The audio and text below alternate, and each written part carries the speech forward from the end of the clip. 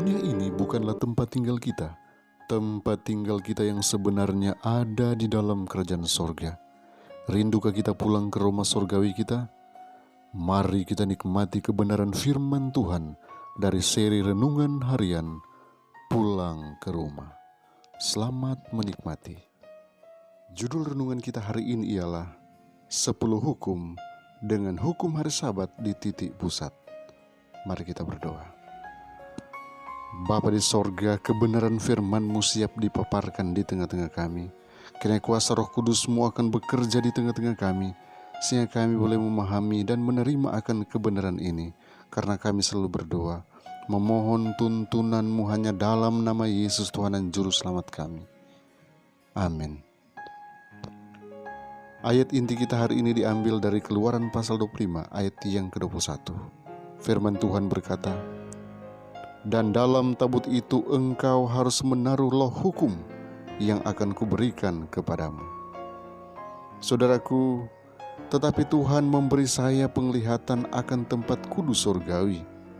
Bait Allah terbuka di sorga, dan kepada saya ditunjukkan tabut Allah ditutupi dengan tutup pendamaian. 2 malaikat berdiri di salah satu ujung tabut. Dengan sayap mereka terbentang di atas kursi rahmat, dan wajah mereka menghadap ke arah itu. Ini malaikat yang menyertai saya, memberitahukan kepada saya, menunjukkan semua penghuni sorga memandang dengan penuh rasa hormat terhadap hukum Allah yang telah ditulis oleh jari Allah. Yesus mengangkat tutup tabut, dan saya melihat loh batu di mana 10 perintah itu ditulis. Saya kagum ketika saya melihat perintah keempat di pusat dari 10 hukum dengan lingkaran cahaya lembut yang melingkupinya. Kata malaikat, ini adalah satu-satunya dari 10 hukum yang mendefinisikan Allah yang hidup, yang menciptakan langit dan bumi dan segala sesuatu yang ada di dalamnya. Ketika fondasi bumi dibuat, maka diletakkan juga dasar dari hari Sabat. Saya diperlihatkan bahwa jika Sabat yang benar telah dipelihara, tidak akan pernah ada orang kafir atau ateis. Mempertahankan hari Sabat akan melindungi dunia dari penyembahan berhala.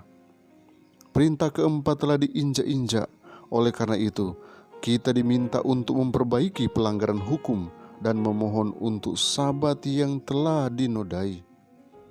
Orang yang berdosa, yang meninggikan diri di atas Tuhan, dan berpikir untuk mengubah waktu dan hukum, membawa perubahan Sabat dari hari ke-7 hingga hari pertama dalam minggu itu.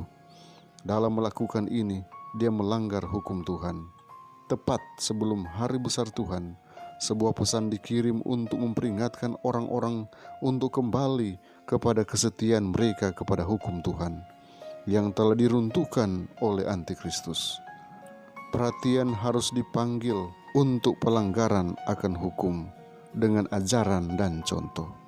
Kepada saya ditunjukkan bahwa malaikat ketiga yang memproklamasikan perintah-perintah Allah dan iman kepada Yesus mewakili orang-orang yang menerima pesan ini dan meningkatkan suara peringatan kepada dunia untuk mematuhi perintah-perintah Allah dan hukumnya, supaya seperti menyayangi biji mata sendiri. Dan sebagai tanggapan terhadap peringatan ini, banyak orang akan menerima Sabat Tuhan. Life Sketches of Ellen G. White, halaman 95 dan 96. Kiranya Tuhan memberkati kita semua. Mari kita berdoa.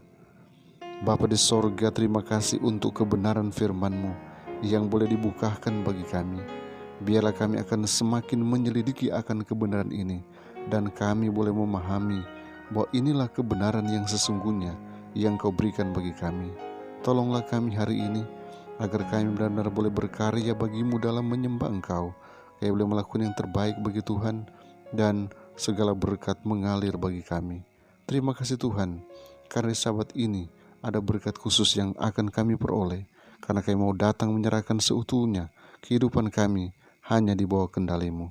Engkau tetap memberkati umat-umat Tuhan, lindungi umat-umat Tuhan, dan tetap agari mereka dengan kuasa-Mu, sehingga selalu terhindar dari COVID-19, selalu terhindar dari sakit penyakit yang mudah berlaku bagi kami.